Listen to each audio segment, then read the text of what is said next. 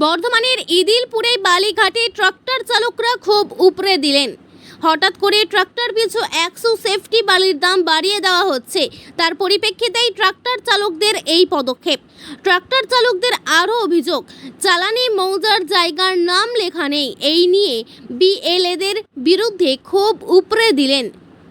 Tractor চালকরা বলছেন, এখন যে দাম হয়েছে তাতে সাধারণ মানুষের ট্রাক্টর পিছনে বালির দাম 7,500 টাকা হয়ে যাবে। তাতে অনেকেই বালি কিনছেন না। আবাস যোজনায় বাড়ি হচ্ছে, সেখানেও এই দামে কিনতে হবে। এই অভিযোগ করছেন ট্রাক্টর চালকরা। এই নিয়ে লিখিত অভিযোগ করেছেন রাজবাড়ী ডিএলও অফিসে। এই নিয়ে ঘাটের ম্যানেজারের সঙ্গে কথা বললে তিনি জানান, আবাস যোজনায় যারা বাড়ি করছেন তারা যদি তাদের পঞ্চায়েত বা পৌরসভা থেকে লিখে নিয়ে আসে সরকারি নির্দেশ মতো বালির দাম অনেক কম হবে। তিনি আরও জানান, আমাদের চালানি যে কেনা হচ্ছিল সেগুলি এক্সপায়ার হয়ে যাবে বলে তখন কম টাকায় চালান দিয়েছি, কিন্তু নতুন চালানির যে দাম ধার্য হয়েছে সেটাই আমরা ট্রাক্টর চালকদের কাছে নিচ্ছি। এই নিয়ে বিস্তারিত ট্রাক্টর চালক ও ঘাটের ম্যানেজার কি জানালেন। হঠাৎ করে লরি ট্র্যাক্টরের মালিকরা এখন একটা অবরোধ টাইপের করছে, পুলিশে এসেছিল, হঠাৎ করে নাকি রেট বাড়িয়ে দেওয়া হয়েছে। হ্যাঁ, আমাদের বালির দাম বাড়ানো হয়েছে। কারণ হচ্ছে যে আমাদের আগে কিছু বালির রয়্যালটি ছিল, এই চালান, সেটা কম পয়সায় ছিল, ওটা নষ্ট হয়ে যেত বলে আমরা তার জন্য ওটা কম পয়সায় ছেড়ে দিয়েছি। ওরা আরো দাবি করছে, আপনারা নিজে থেকে দাম বাড়াতে পারেন? সরকারের আমাদের রয়্যালটি দিই শুধু 3 টাকা 61 পয়সা, আর চালান কিনি 48 টাকা 10 পয়সা ডিড অ্যামাউন্ট। ওটা কি পার সেফটি হিসাবে নাকি? হ্যাঁ, সেফটি হিসাবে।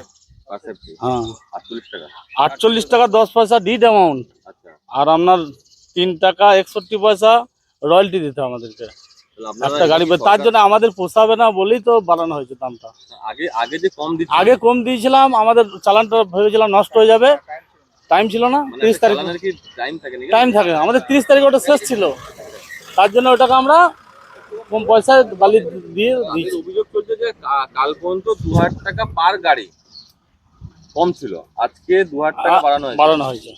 তাহলে সাধারণ মানুষ তো বালি কিনতে পারছে না। সরকার থেকে একটা নিয়ম করা হয়েছে 1200 টাকা রেট, সেটা কি আপনারা মানছেন? সেটা তো আপনার কি বলে, আবাস যোজনা বাড়ির জন্য, সরকারি বাড়ির, সরকারি কাজের জন্য। জানেন কোন বালিটা সরকারি যাচ্ছে, কোন বেসরকারি?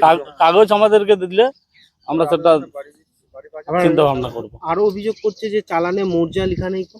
চালানে যে এই সদরঘাটের চালানে মৌজা আছে লেখা, কিন্তু আপনাদের চালানে মৌজা লেখা নেই।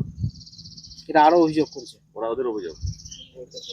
আমাদের তো গৈতানপুর মৌজা, হ্যাঁ, চালানটা আপনার চালানে লেখা আছে, এটা আপনার চালান ওটা। হ্যাঁ, অফিস থেকে তো বেরোচ্ছে, আমরা তো অনলাইনে বার করছি চালানটা।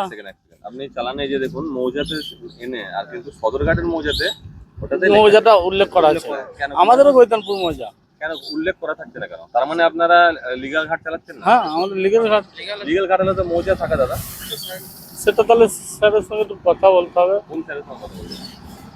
ওই জেনার ঘাট যোগেন্দ্র বাবু। তাহলে পরে শুধুমাত্র কি ট্র্যাক্টরের বালির দাম বেড়েছে, বড় গাড়ির দাম বাড়েনি? বড় গাড়ির কোয়ালিটি আছে। তাদের 6 চাকা গাড়ি আমাদের কাছে 14,400 টাকা খরচা আছে। আচ্ছা, আগে দাম কত ছিল? আগে কত ছিল রে? আমাদের 48 টাকা 10 পয়সা সেফটি হিসাবে ওই বালির দামটা নেওয়া হচ্ছে।